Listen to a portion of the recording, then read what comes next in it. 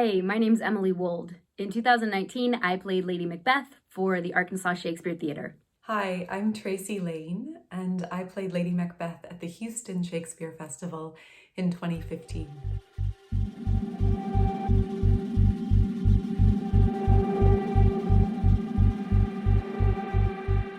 Since 1975, the Houston Shakespeare Festival has been performing out at Miller Outdoor Theater, which is a gigantic and remarkable playing space in the middle of Herman Park in Houston, Texas, which also happens to be my hometown. So some of my earliest experiences of going to the theater were out at Miller. So the Arkansas Shakespeare Theater has this really unique way of interacting with its given space. The theater is based at a university in Conway, Arkansas, and they work in the performance hall at that university. It's called Reynolds Performance Hall. But instead of utilizing this kind of traditional proscenium space, what they do instead is bring the audience, the entire audience, up onto the stage. And of course, they put the set on the stage too. So you have this very large performance space that is instantly kind of modulated to be this very intimate space. We still did work in a proscenium, but of course the scale is much smaller. The audience is much closer. Got to watch out for those purses while you're fighting. It's a giant stage, 60 feet across by 40 feet deep. And then there are several hundred seats under an awning for audience members who wish to protect themselves from the elements. And beyond that, a massive hill where another several thousand Houstonians may show up to take in a show on any given evening and for free. Our set was designed by the lovely Joe Klug, and it had a very organic, rocks, moss, lots of different levels kind of feel. And it was centered around this very large staircase. And so for this particular aria, I performed most of the aria on the staircase, and actually most of it at the very top of the staircase, which of course is the highest point in that set. And so that was really interesting to work with. Of course, there's that natural connectivity between that highest point on the stage that draws the audience's eyes up. And of course, then the connection to the spiritual world is really compelling to make, especially from that relationship with the audience. Playing a space like Miller requires a certain muscularity of speaking. It also requires microphones and a real attention to the physical instruments. So as an actor, you have to give yourself permission to take up as much space as is humanly possible. And that's a unique challenge because the world around us often asks us to take up less space. As we were working out there, we talked a lot about gesture and shape and playing to the back of the hill so that the people who are there might have a similar experience of the story of the play to those who are sitting in the first 4 or 5 rows.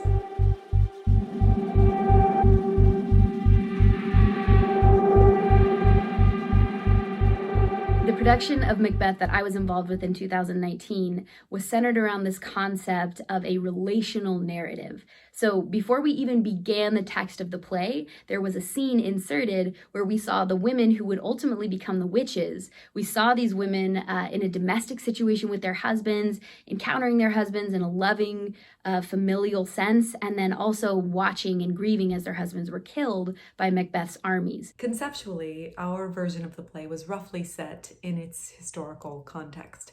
So we were aiming to create an environment that looked and felt something like medieval Scotland. We veered away from the otherworldliness of the witches and instead infused into the play this idea of relationships and why we do what we do, and more of a psychological narrative than an otherworldly narrative. And because of that, it was a play where we really unpacked how the relationships drove the characters' actions, good or bad. We were in period clothing, and there were tall platforms and stony staircases and a big, heavy wooden banquet table. And everything at Miller is about size, so even crowns and goblets and daggers had to be of some heft so that they wouldn't disappear in that space. And I found this particular world of the play really helpful for dealing with the supernatural elements in the play, which are especially motivating for Lady Macbeth.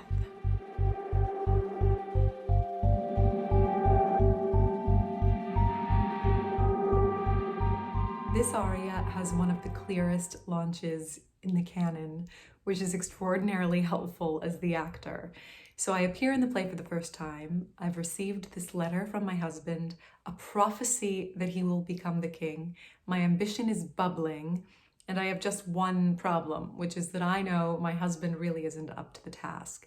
So I call on the metaphysical, which appears to be on my side, and I speak to him directly and say, come home, that I might work on you and eliminate the obstacles that will stand between you and the crown, or between me and the crown. This kind of spiral, this tornado of divine invocation and calling on the fates.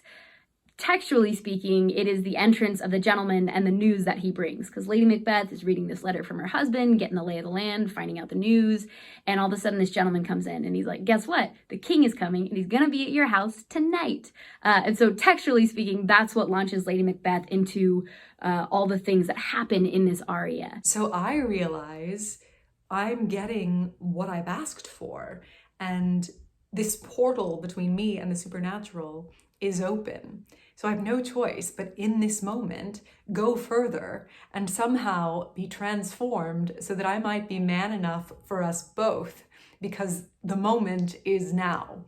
And I was working in our production with some imaginative cues, some physiological, visual, and auditory experiences that were helping me move from one moment to the next. When I was thinking about my work on this aria in particular, and my work in the scene in particular, what really fed me in those moments was this idea of legacy. And I thought of Lady Macbeth and Macbeth being a couple who up to this point have not been able to give each other a legacy. There's no child, that's not, and historically in that time, of course, that's a great way to give a legacy to somebody that you love, but Lady Macbeth has not been able to do that for Macbeth, and textually that's what we know about this couple. And so that was kind of my point of beginning in that scene, was this idea of having someone, again, with the relational heart of the Macbeth that we were working on in particular, having someone that you love desperately, that you are in a highly functioning, highly effective, highly charged partnership with, wanting to give them something that lasts beyond this thing that you have together, wanting to give them a lasting legacy, and not being able to do that in the historical context in which you live, the time and place, your context of life. And so I think that desperation is what drives a lot of that, is what drove a lot of that aria for me. And of course, the news of Duncan and how quickly his arrival happens, naturally, of course, that kicks it into high gear and requires Lady Macbeth to find a shortcut to the things that she wants. Because up to that point, she's pondering on Macbeth's role and his inability that she perceives to carry out what needs to be done. But the fact that then Duncan arrives at her door is her sign that fate is on her side. And it's that launches her into these decision points that just trickle down and start to happen very rapidly and start to happen very broadly and in a grand sense in terms of the spirits and fate and time and what's meant to be.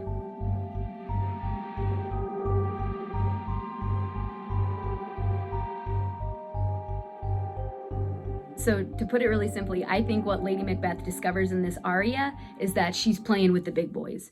She has called down fate. She's called down metaphysical aid. She's thought about times and destiny. All of these things have begun to take shape in her mind as she's read the letter and as she reads the signs around her, as she looks around and sees the universe, divinity, the spiritual world, whatever you want to call it, come into alignment with what she perceives as the right path. She realizes that she's playing at a different level. For me, the big discoveries in this aria that send Lady Macbeth on her trajectory through the rest of the play are, first, that I am totally in alignment with the supernatural world. And this prophecy is inevitable, and that is empowering. And then I realize I am so transformed at my request that I am capable, if necessary, of killing Duncan by myself. there's a leveling up that happens in terms of her wants and desires, and all of a sudden she's playing on a field, the same field as fate and time and destiny. And how that affects her through the rest of the play, it's a fascinating unraveling. Because, of course, these are things that we have thought about as humans for however many years, for the whole context of our history. We have sought out that feeling where we are striving for things that we want, and then that feeling where maybe it's possible that the universe, that divinity, that God, that spiritual whatever is also striving with us on that same path, and the power that's at that intersection, that's at that striving together. It's a thrilling feeling. It's a thrilling feeling. And so to watch that play out, and to watch her not only recognize that kind of coalescence, but also to try to take it in hand and whether knowingly or unknowingly, try to move it in the way that she wants to, try to steer a force of that grandeur that informs her choices through the rest of the play. It informs her choice to unsex herself, to give up the dreams that she had before, to give up her womanhood, the primary source of value that she brought to this culture and this time. She throws all of that aside and goes full on down this path of being in line with what she perceives to be fate, divinity, this way to give her husband a legacy. And, she tries to take those things in hand, and they both do. And to watch it fail is the tragedy of the play. That these people who began in love and in partnership and in a desire, however misguided, to have a legacy, to watch them try to outpace fate is a fascinating journey.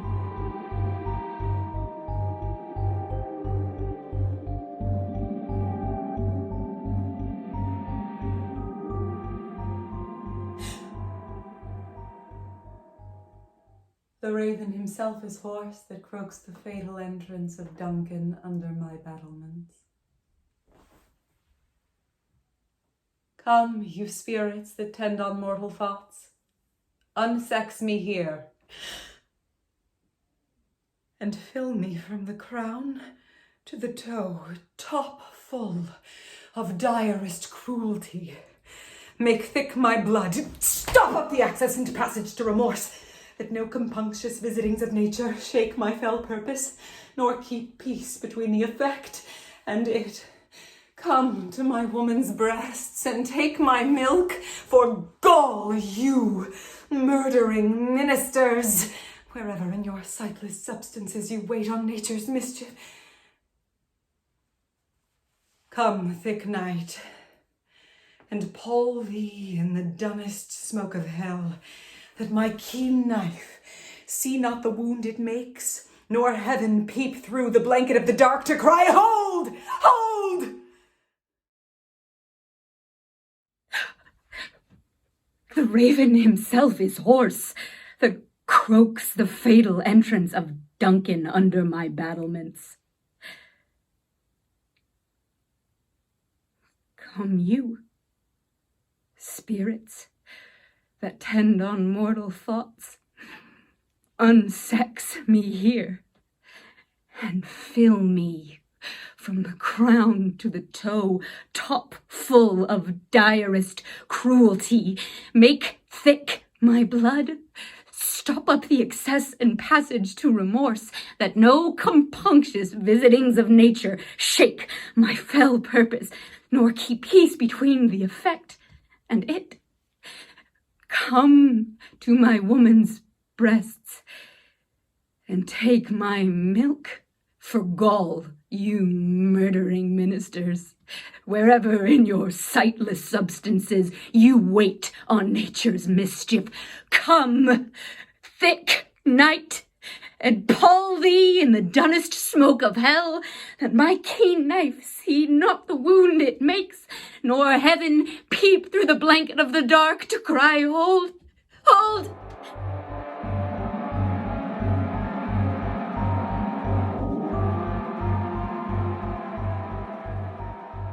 Well, that was really thrilling. Tracie, I totally agree with you. This is what's so magical about what we do. I think this is a really unique and exciting opportunity for two actors to talk a little bit about the same role. And even though we are talking about particular past productions, the plays are just so much more than the words on the page. And it doesn't happen that often that we would see two performers dig into the same piece of text in such close proximity. I think the play itself is so muscular. It's so tight. It's so nonstop from beginning to end. And I loved seeing that reflected in your piece and in your Lady Macbeth, because I think she is the engine of this play. And I loved watching your pacing in this. It was like a freight train. I just loved watching it move you to the moment of discovery, to the place of action, to that moment of decision.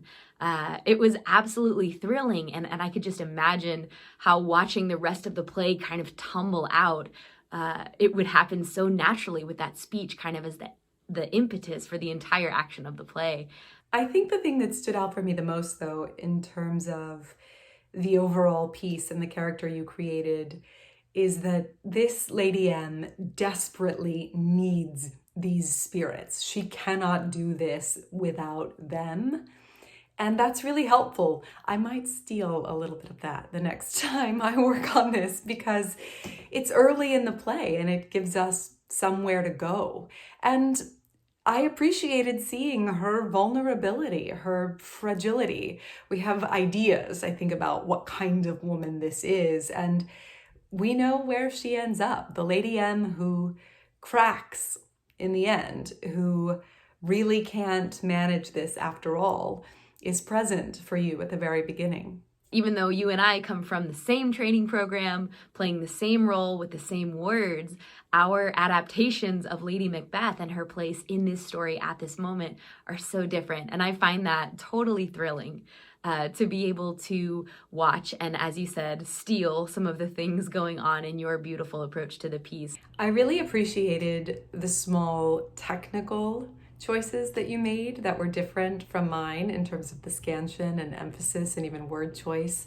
Like, I think you said excess or excess instead of access, which changes the meaning of the line. And when you said, "Come you, spirits," I loved that. And I thought, this is what is so magical about doing this kind of work, because inevitably we bring our own instruments and intellects and we make choices, and those choices are individual and valid. I loved watching your gestural life.